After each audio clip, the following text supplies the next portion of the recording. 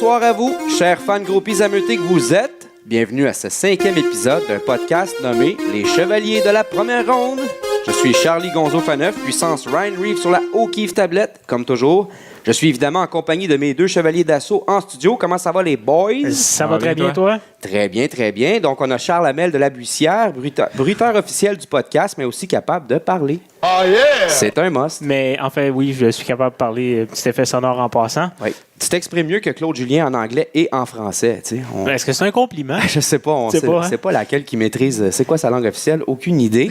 Malheureusement, Olivier Daigneault et sa voix suave n'est pas avec nous ce soir. Encore ses problèmes de fistule anale qui le tenaillent. Donc, on est avec lui. Et oui, on le supporte dans cette épreuve. Oui. Et si vous êtes près d'un lampion ou d'un bombe pour les fesses, pensez à lui. Alors, en remplacement de Olivier, nous avons Julien Rancourt, dis-je mal, avec nous. Comment ça va? Ça va bien, toi? Ça va très bien. J'ai le feu dans les bottes. Comment aimes-tu ta première visite dans le boudoir? Ben écoute, je suis vraiment content. J'avais jamais vu le boudoir. Puis là, d'y être pour la première fois, ben ça donne vraiment le goût d'y revenir. Oui, et en tout cas, ici, c'est la même règle que pour n'importe quel 7 sur 10 et plus dans le bar, le Lovers. Laisse pas traîner ton drink. Et justement, nous avons également Alexandre Pro en ligne. Toujours là? Ben oui, je suis là, ça va bien, boys. Ça va bien, ça va bien. Alors, ton projet de podcast là, qui s'appelle Le Pauvre Podcast, est-ce que je pense que tu as enregistré le premier épisode officiel de hier soir, je me trompe pas? Oui, en fait, on a enregistré, mais je ne sais pas si on va pouvoir le mettre en ligne parce qu'on a eu des petits pépins techniques, mais ça avance bien. On a déjà vu ça, des problèmes techniques à la première tentative. Oui, ça vient avec. C'est pas évident tout le temps. Il y a est-ce que c'est un problème de branchement ou... Non, c'est parce qu'en fait, on le faisait en plusieurs segments pour pas avoir à faire un live au complet. OK. Et finalement, ça s'est pas passé comme on le souhaitait. Mais bon, regarde, on va s'en reprendre, je pense, dans 2 semaines. OK. Ben, on avait connu des problèmes de branchement et des problèmes de Xanax qui avaient lâché aussi. Oui. OK, ça, c'était une autre histoire. Mais bon, j'ai un jeu d'avant-match. C'est le jeu des questions insipides, mais ô combien importantes. Vous êtes prêts, les boys? Oui. Toujours prêt. Alors, quel est votre film préféré de Tom Hanks, Julien? Forrest Gump. Forrest Gump, bon choix. Et Charles? Une ligue en jupon. Une ligue en jupon. Ah, j'avais pas pensé à celui-là. Oui, hein? Et Alexandre? Ben, moi aussi, c'est les ligues en jupon. Je me souvenais pas du titre, mais c'était celui-là. Wow, oui, avec Madonna. Ah, c'est bien. Puis Gina Davis Quand aussi, même, c'est quand même assez érotique. Oui. Moi, c'était la ligne verte parce que tu sais, l'infection urinaire là, dans ce film-là, là, c'est comme tu le sens. Là, c'est comme la seule raison pourquoi tu te ferais sucer le mauvais jus par John Café. En tout cas, c'était pas très l'image. Désolé pour ça. Si vous aviez la carte recrue Pro 7, attention, de Pat Falloon, qui a déjà valu 20 grosses piastres, à qui vous la légueriez sur votre testament? Julien? Bonne question. Je sais même pas c'est qui Pat Falloon. Au pire, on va s'en reparler après. Ouais. Charles, lui, c'est de la bonne époque. Oui, moi, je l'ai, la carte recrue de Pat Falloon dans la série Pro 7. Je la lègue pas à personne. Tu la gardes? Non, elle va partir avec moi. Incinérée avec toi. Et voilà. OK, les autres vont prendre plus de valeur. Au lieu de valoir 3 cents, vont valoir comme 4 cents et demi. Ouais, c'est ça. Et Alex? Moi, je me fais incinérer avec. Ah, toi aussi? Ah, toi aussi, hein? Excellent, vous êtes sur la même page. Mais là, ça veut dire que la mienne va valoir 3 cents de plus, peut-être. Oui.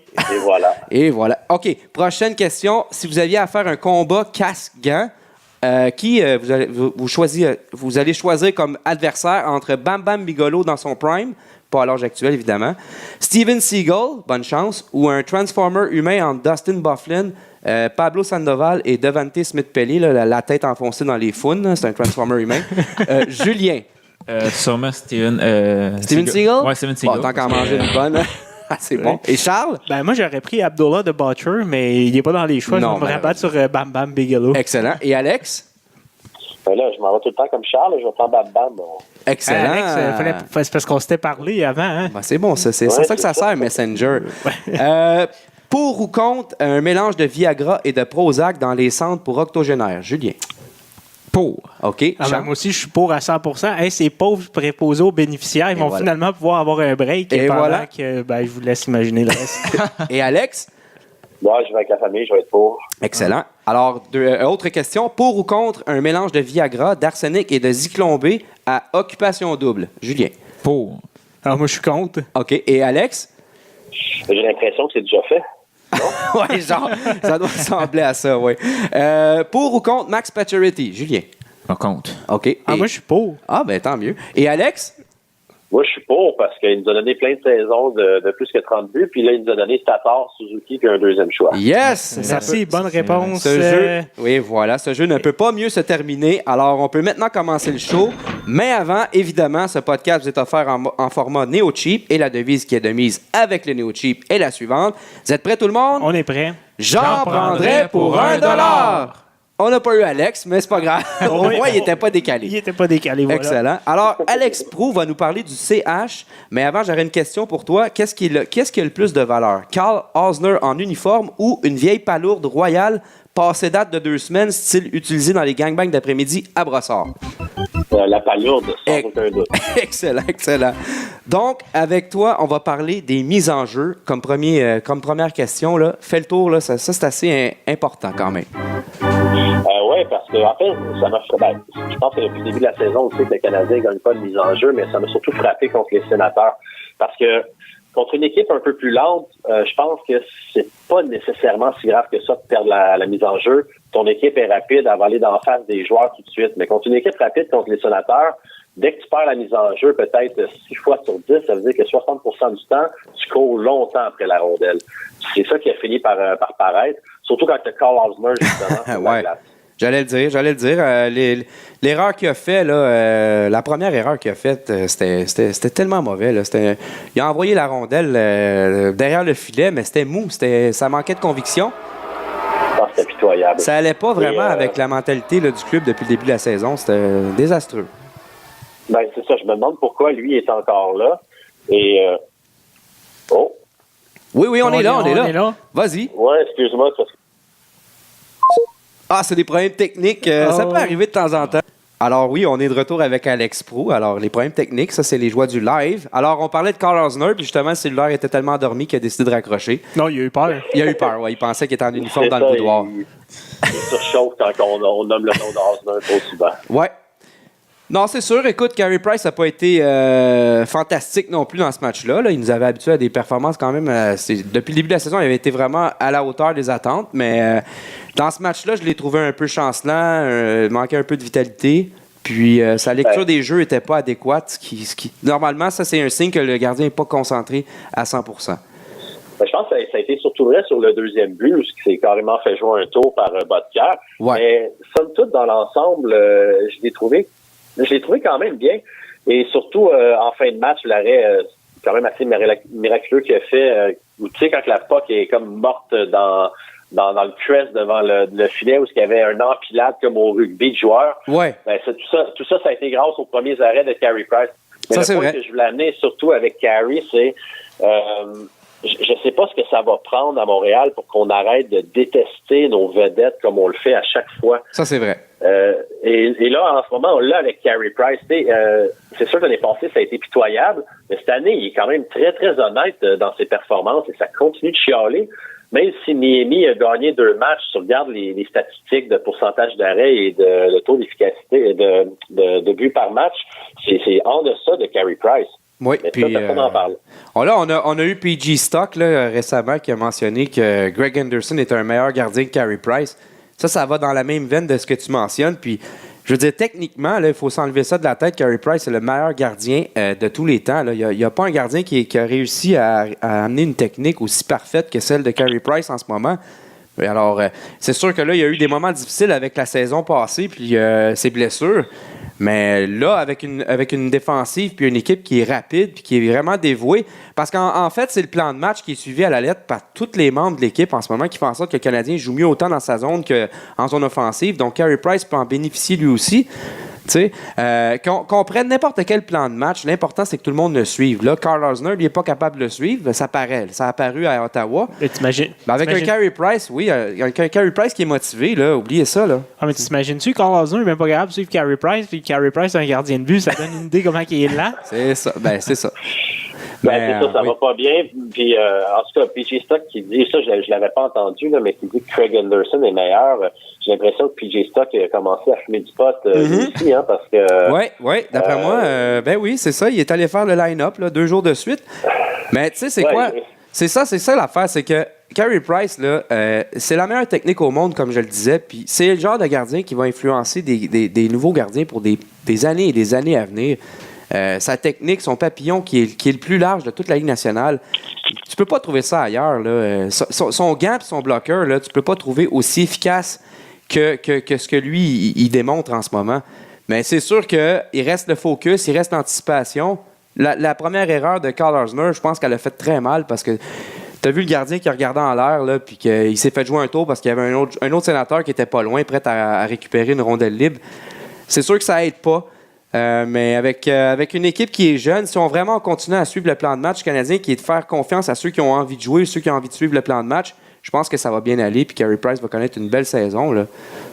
Ouais, dans le fond, Carey Price, sa seule faiblesse, c'est le mental. On a l'impression qu'il ne suit pas toujours. L'année passée, je pense que ça a été en grande partie ça. Mais là, cette année, j'ai l'impression qu'il est dans une bonne disposition, comme le reste de l'équipe.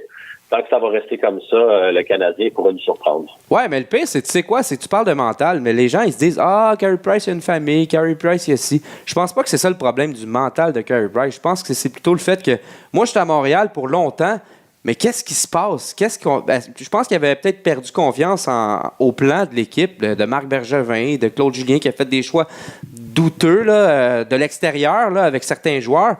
Mais là, justement, là, je pense que si on se rend compte à quel point que Pacioretty et Galchenyuk avaient vraiment c'était néfaste pour l'équipe, autant pour le plan de match que pour l'esprit d'équipe.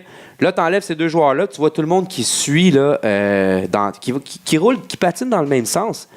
Là, je pense que Carey Price va pouvoir juste se mettre à gauler, comme on dit en bon français, puis à pas penser à ce qui se passe en haut de lui. Là, il y a eu des moves douteux, là, c'est sûr, là, mais là, je pense qu'on a trouvé une bonne recette, puis je pense qu'on a les moutons noirs, on les a sortis de l'équipe.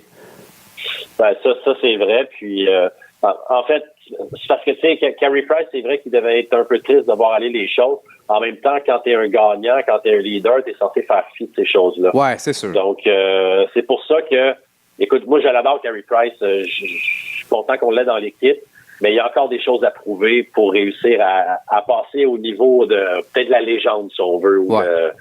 Il a déjà gagné beaucoup de choses, mais bon, il reste des choses à prouver encore. C'est sûr, il y en a qui vont avec les honneurs personnels ou les honneurs d'équipe, qui vont aller placer un Chris Osgood parmi les grands ou un Crawford, puis ils vont nous sortir la fameuse recette. Là. Ouais, mais Crawford, il a gagné la coupe. Ouais, mais tu sais, il n'y a personne qui va imiter Crawford dans Ruelle. Là.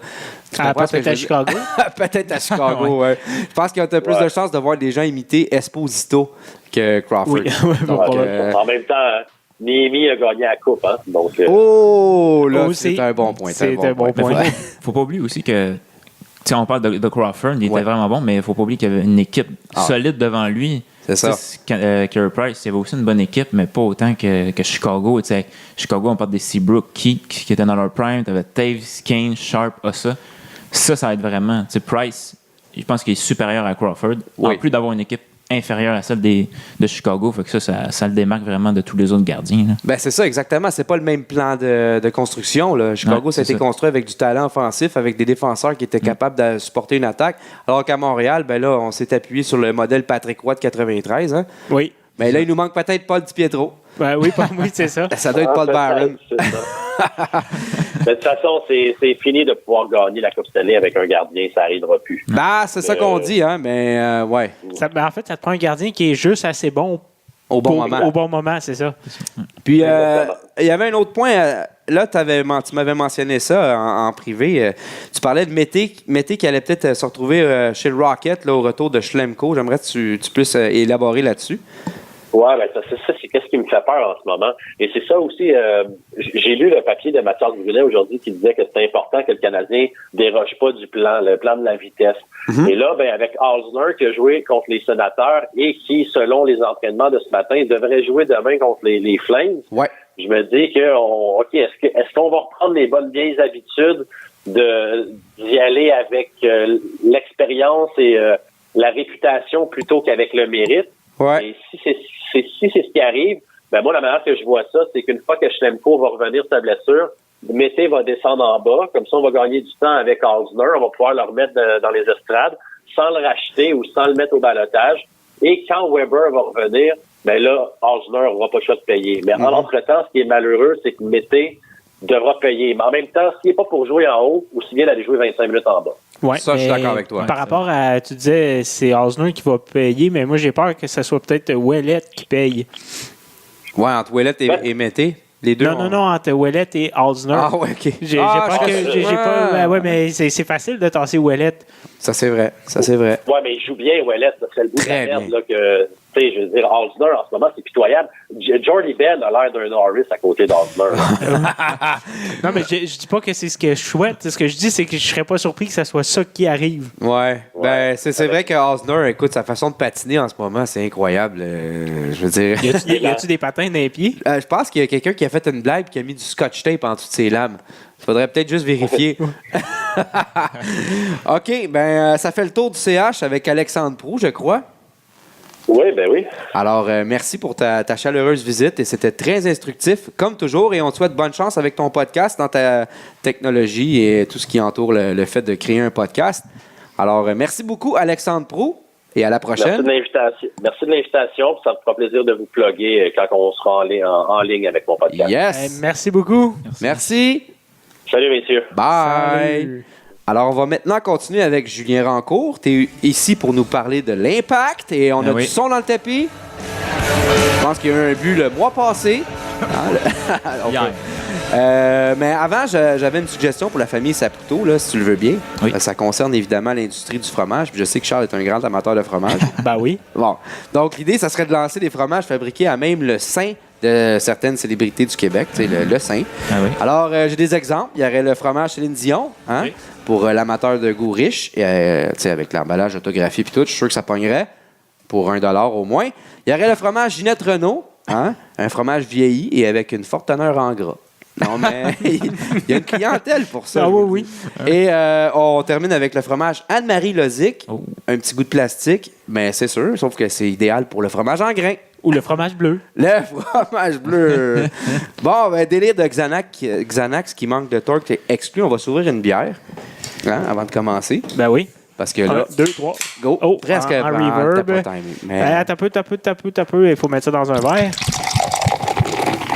Donc, on avait une vieille batch des Brasseurs du Monde de Olivier Danou qui nous a laissé ça la semaine dernière. Oui. C'était quoi le fameux slogan? C'est ouvrez, dégustez. J'en ai aucune idée. Décapsulé, il faudrait l'avoir en... Ah. Sinon, on avait un foie averti, vaut mieux que deux. Shane Corson, tu l'auras. Donc, on va parler de l'Impact avec Julien Rancourt. Il reste un match. La grande question est, vont-ils faire les séries diantres? J'ai rajouté le diantre. On s'en doutait. Ben ça, c'est vraiment c'est la question à $1 million.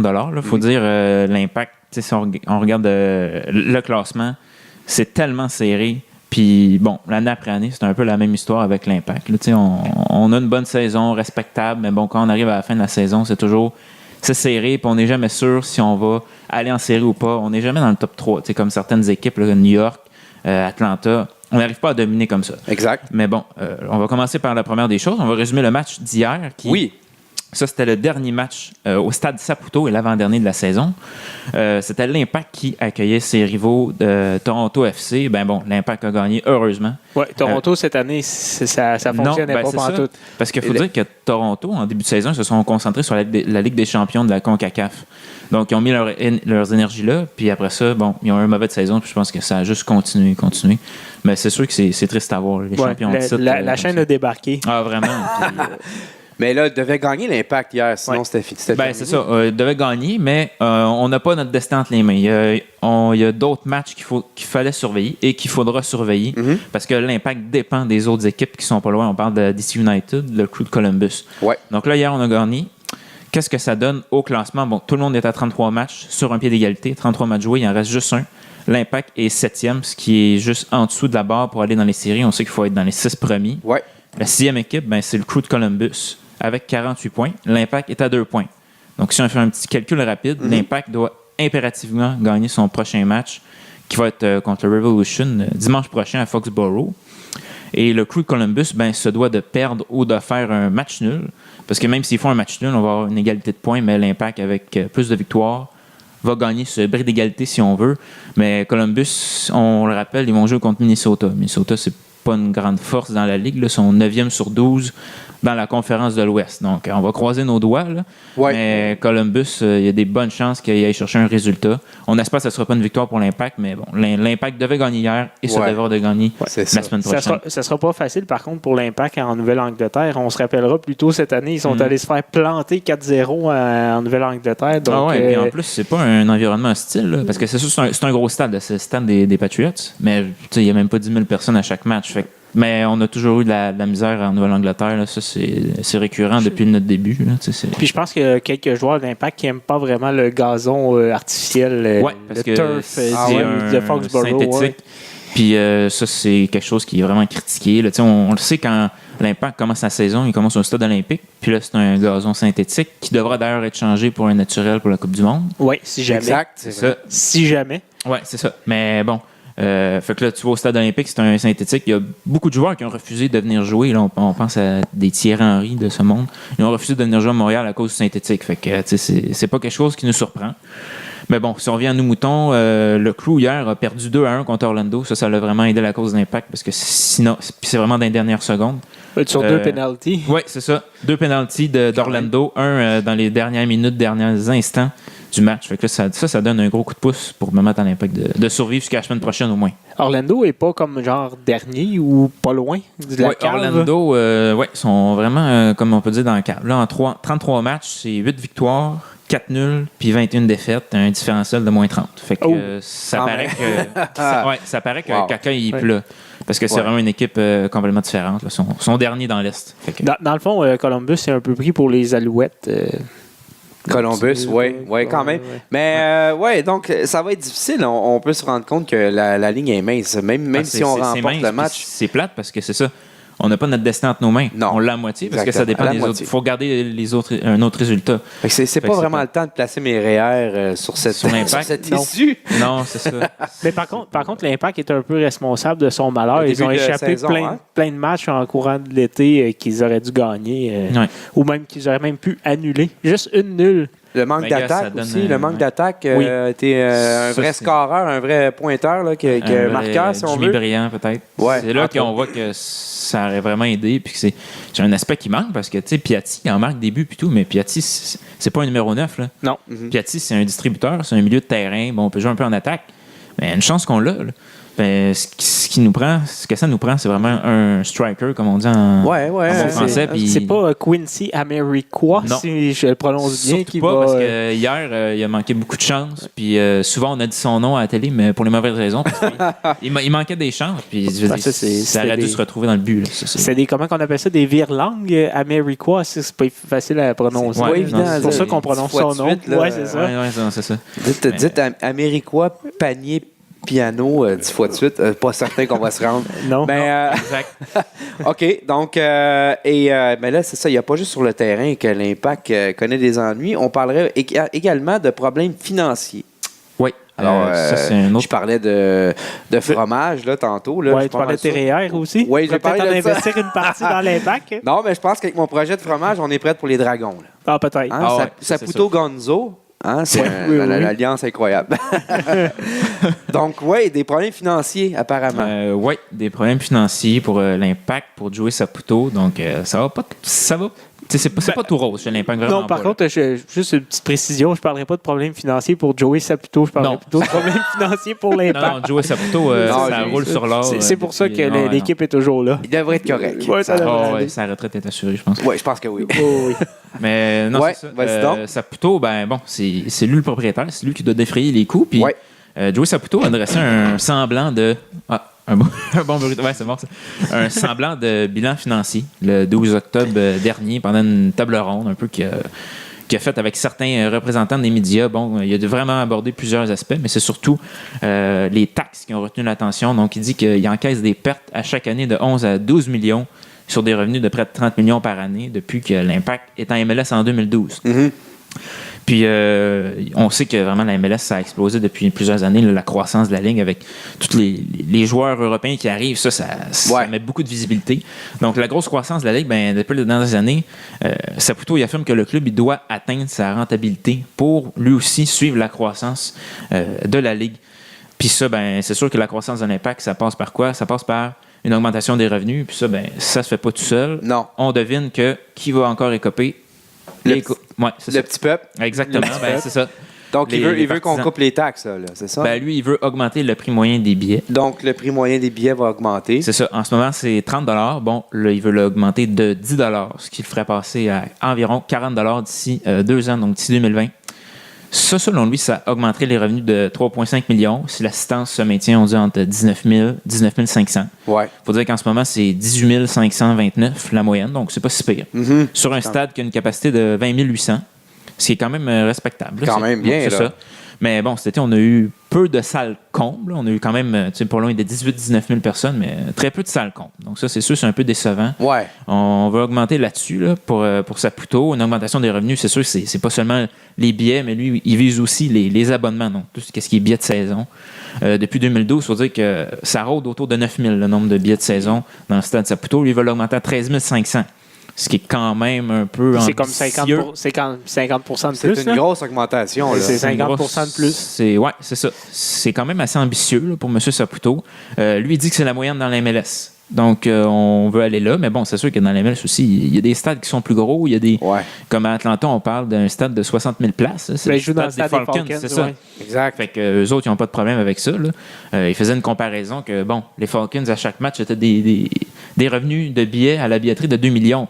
Mais là, on ne compare pas des pommes avec des pommes. C'est pas la même capacité de stade. Là. C'est 3 fois, 4 fois le stade de Saputo. C'est un succès phénoménal à Atlanta vraiment? aussi. Là. Ils ont un fort marketing et tout. C'est ça, c'est un gros marché. C'est un nouveau stade qui est quoi, 1 milliard à peu près? Oui. C'est nouveau, là. Il joue architectural. 2-3 ans, à peu près. C'est fou, là. Ouais.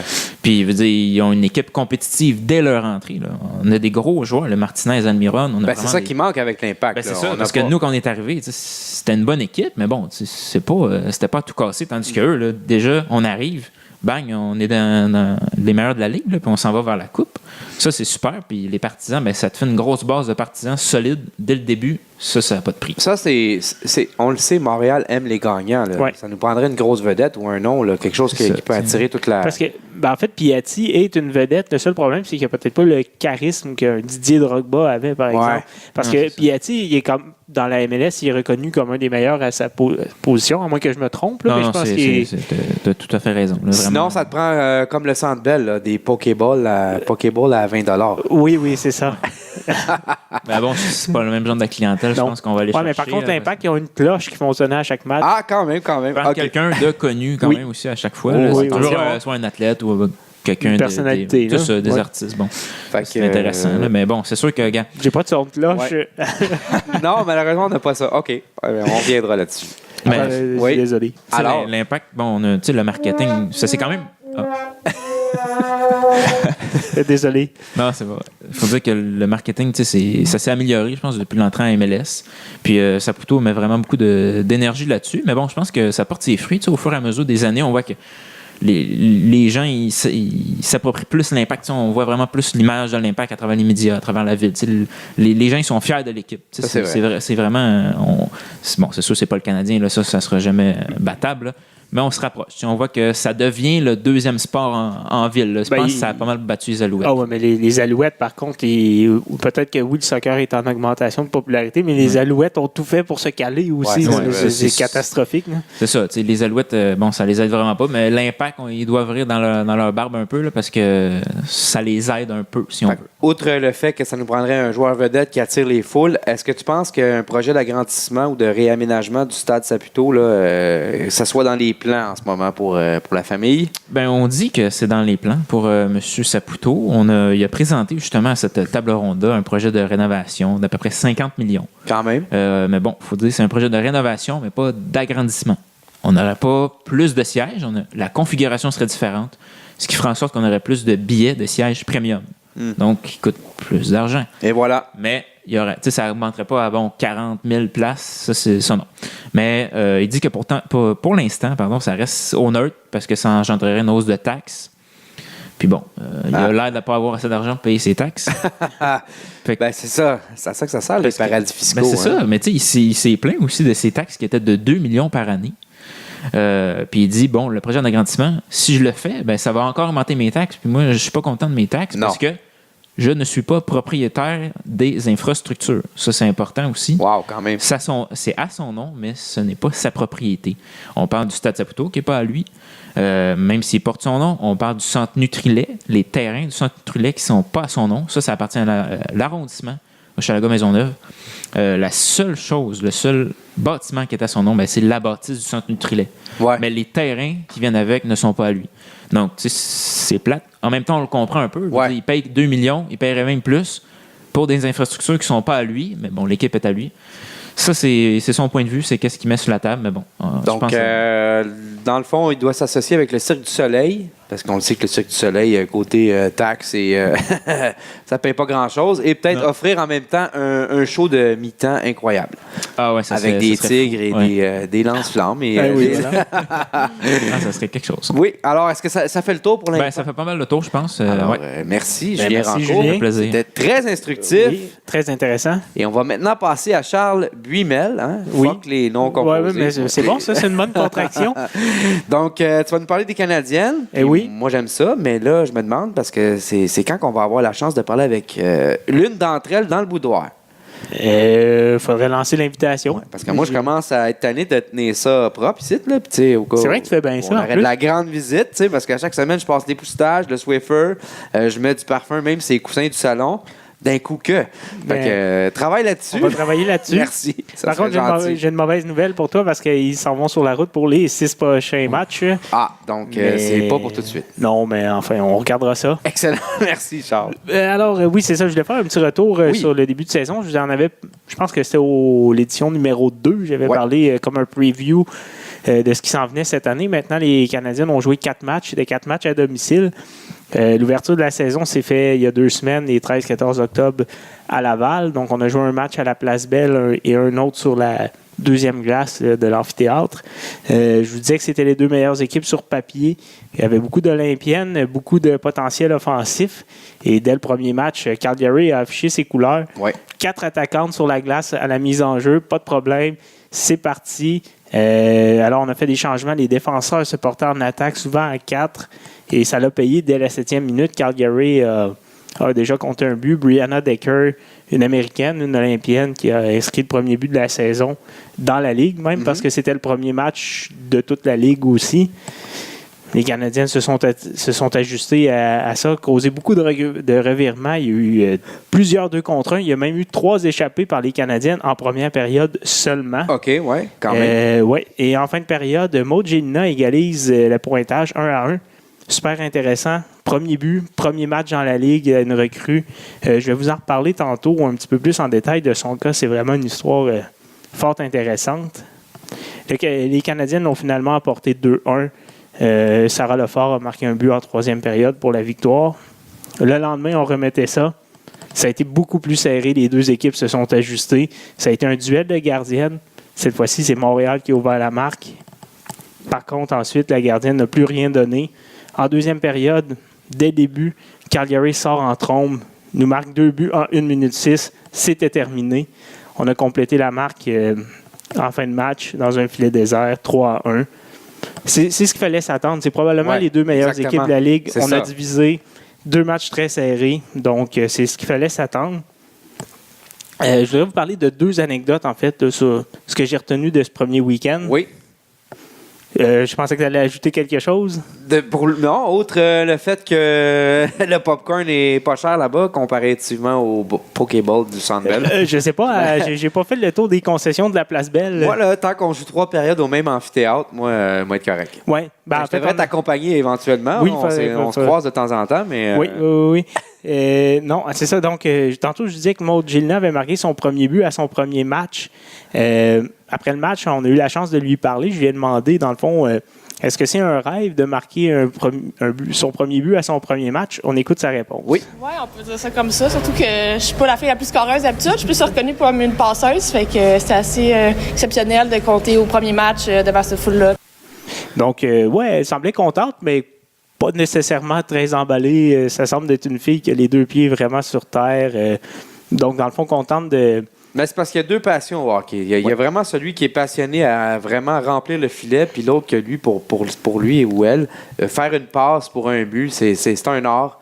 Moi, je fais partie de la deuxième catégorie, ceux qui aiment nourrir les coéquipiers. Exact. Donc, je peux la comprendre. Oui, exact. Mais aussi... surprise de marquer un but, presque. Oui, mais ce qui rend encore ça plus intéressant, c'est à son histoire, c'est que cette fille-là, ça fait 2 ans qu'elle avait quitté le hockey. Ouais. Elle a complété son séjour universitaire à l'Université de Montréal avec les Carabins. Puis, elle a décidé de laisser tomber le hockey, passer à autre chose.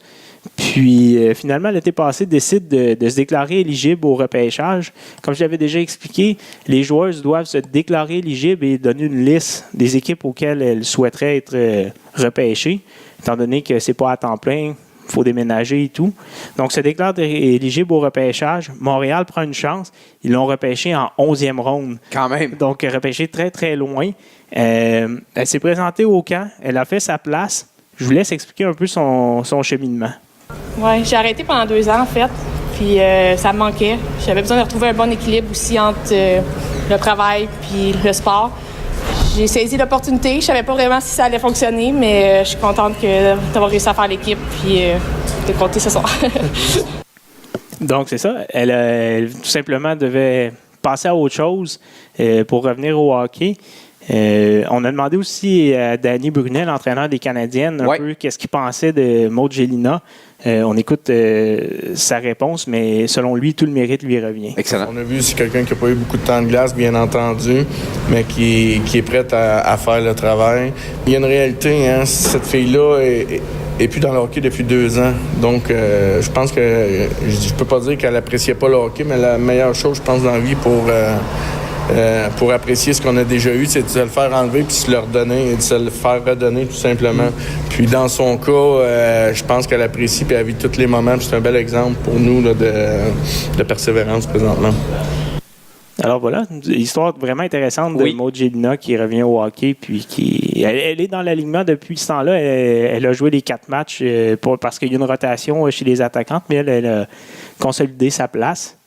L'autre chose que je voulais vous parler aussi par rapport à ce premier match-là, je vous disais que les Canadiennes ont joué un match à la Place Belle, dans l'amphithéâtre. Il y avait environ 1500 personnes. Je vous dirais que je m'attendais un petit peu à plus, mais du côté de l'organisation, on était quand même satisfait. Ça demeure à peu près le double des foules habituelles, donc c'est quand même pas trop mal. Ça a été annoncé vraiment à la dernière minute, aussi à peu près 1 mois d'avance. Donc, côté marketing, c'était pas l'idéal. Mais je pense que du côté de l'organisation, comme je dis, on a vraiment apprécié l'expérience et je vous laisse Danny Brunet, l'entraîneur, nous parler un peu de ce match. Ça a été pris après la victoire des Canadiennes le samedi. Au Canada, on est très, très bien traités. Je vous dirais, on a remarqué rapidement, tout le personnel sont très professionnels. On est bien traités à Émile Journeau, là, à Normandin aussi, là, où on voit les gens sont respectueux, puis c'est un privilège. Là, à soir, là, à chaque fois qu'on marquait un but, le banc, il vibrait là, en arrière avec la boucane. C'est un gros plus, là. Fait qu'on se croyait des grandes ligues. Donc, c'est ça, on a vraiment apprécié. Mais moi, ce que j'ai vraiment aimé, c'est quand il disait le banc vibrait, puis la boucane. Un banc qui vibre, puis de la boucane. Regarde, c'est ça que ça te prend pour te sentir comme un pro. Exactement. Oui, je suis tout à fait d'accord avec lui. Oui, c'est ça. Et les Canadiens ont remis ça cette fin de semaine. Ils accueillaient les championnes, le Thunder de Markham. Mais certains diront... Coudon, tu nous avais pas dit que les Canadiens, ils marqueraient plein de buts, tu sais, qu'on entendrait des... Ouais. Oui, c'est ça. Puis c'est justement ça qui faisait vibrer le banc, entre autres. Ben, effectivement. Puis même, j'en entends qui devait se dire, c'est qui, lui? Il se prend pour qui pour nous dire ça? Puis là, il marque 3 buts en 2 matchs. Tu sais, j'entendais même... Ben, c'est ça, ça ressemble à ça. Là. On a le goût de le remettre. Mais là, il y a une question de chimie qui va peut-être s'installer aussi. Oui, mais ça, c'est comme je le disais, on affrontait le Thunder de Markham en fin de semaine. Les championnes de la Coupe Clarkson, mais les Canadiennes étaient prêtes. On s'est payé un festin offensif et on a gagné les 2 matchs par la marque de 5-1 et de 7-1. Et voilà. 12 buts en 2 matchs. Alors, oui, c'est ça. Le fan en a pour son dollar loisir. Ah oui, ça a été vraiment spectaculaire. Pourtant, Markham n'ont pas fait beaucoup de changements. À la fin de la saison, eux... Tu dis Mark 10 ou Markham? C'est Markham 10. OK, parfait. C'est Mark 10, c'est des cigarettes. Oui, c'est ça. Okay, non, c'est peut-être le commanditaire de l'équipe. Ah, peut-être. Il faudrait voir. je ne sais pas. Donc, ce que j'allais dire, c'est ça. Ils ont fait peu de changements. Eux, contrairement aux Canadiennes, les Olympiennes étaient revenus avec l'équipe, ce qui avait probablement contribué au fait qu'ils avaient pu remporter la Coupe Clarkson. Avant les matchs du week-end aussi, le Thunder n'avait pas perdu en temps régulier depuis le 20 novembre. Donc, ça faisait pratiquement 1 an. Quand même. Ouais. Ils affrontaient une grosse pointure. Oui, mais finalement, la grosse pointure, non, vraiment pas. On fait chou blanc, comme dirait Yvon Penneau. Oui, exactement. Et pourtant, ils avaient gagné lors du week-end d'ouverture leurs 2 matchs par la marque de 6-0 et 4-1 contre Worcester. Donc, je ne sais pas. À mon avis, peut-être qu'on n'a pas utilisé la bonne stratégie. Markham, c'est une équipe qui est un peu plus physique, si je peux dire, en termes de... Tandis que les Canadiennes sont rapides, mais on a essayé de jouer le match des Canadiennes, de rentrer avec la rondelle en zone adverse. Au lieu de peut-être exploiter la jeune défensive des Canadiennes en poussant la rondelle au fond puis en allant la chercher. Ça n'a pas fonctionné. Bon, c'est mon observation de l'extérieur. L'autre chose qui a retenu mon attention durant la fin de semaine, au cours du premier match, c'est surtout la ligne de Hilary Knight, Sarah Lefort et Jill Saunier qui ont sonné la charge. Tandis que dans le deuxième match, ça a été plutôt Marie-Philippe Poulain, Mélodie Daou et Anne-Sophie Bété qui ont produit de leur côté. Puis, Mélodie Daou, c'est un peu permis.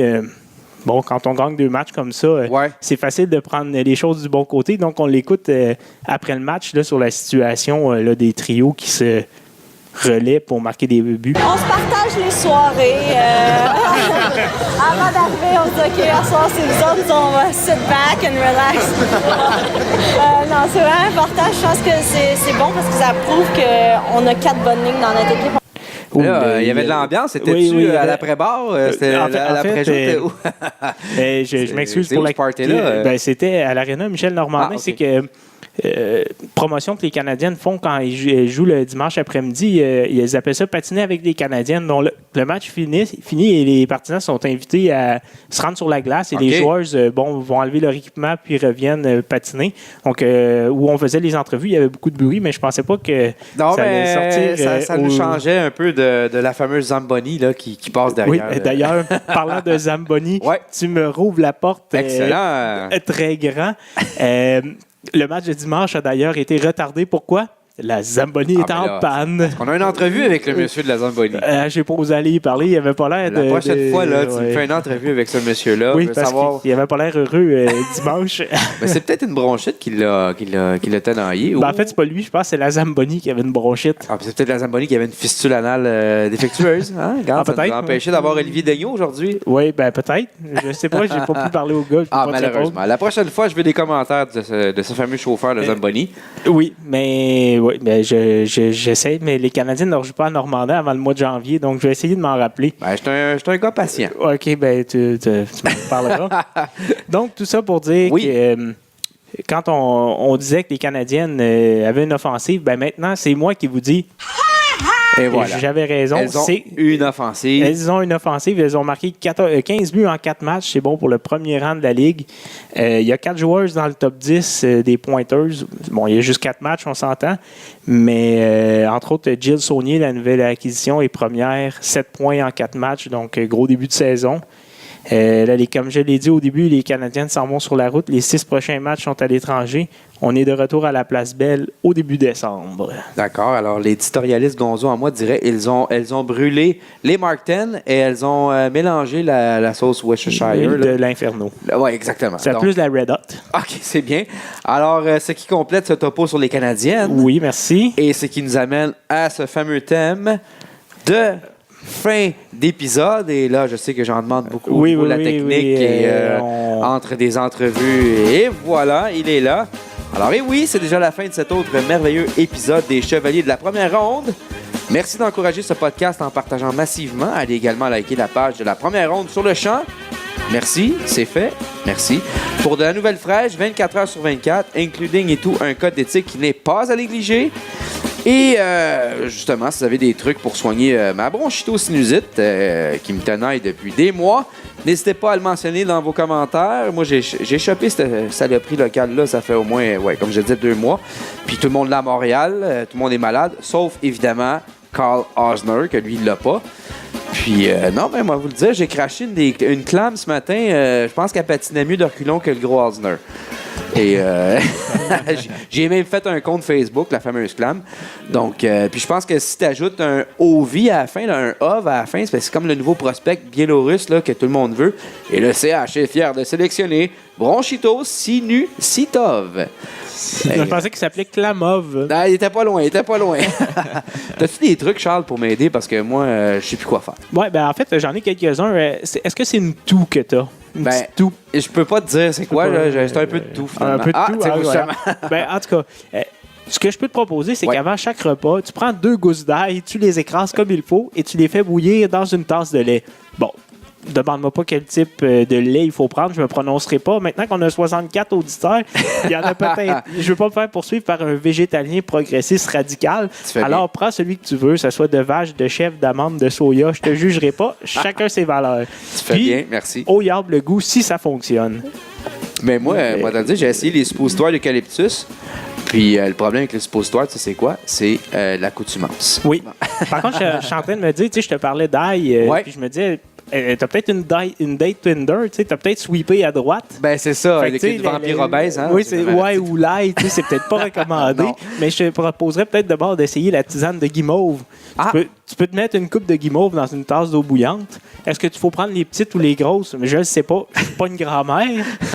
Mais reste que la guimauve libérera une substance visqueuse, justement la clame, là, qui va apaiser la gorge et qui fera décoller les motons pris dedans. Ah, ben c'est bien. Mais en tout cas, j'espère qu'ils vendent... Ben, je sais pas si peut-être qu'ils vendent du pot contre ça à la SQDC. C'est pas sûr que ça m'aiderait de fumer, mais au moins, je trouverais ça drôle d'être malade. C'est une idée. Ouais, peut-être. Mais peut-être que tu te sens congestionné, dans le fond. Ah, j'ai pas mal tout ça, oui. T'as pas mal tout ça? Ben, j'ai quelque chose pour toi. Ça s'appelle une mouche de moutarde. Une mouche de moutarde? Oui, ça, c'est encore mieux que des pilules Tylenol, rhume et tuberculose. Oui, j'imagine. OK, parfait. Ben, vas-y en fait, c'est pas très compliqué. Tu fais un mélange. Tu prends une partie de moutarde en poudre, donc disons un quart de tasse. Tu mets ça avec une demi-tasse de farine. Encore une fois, quelle tasse de farine? Je m'en mêle pas.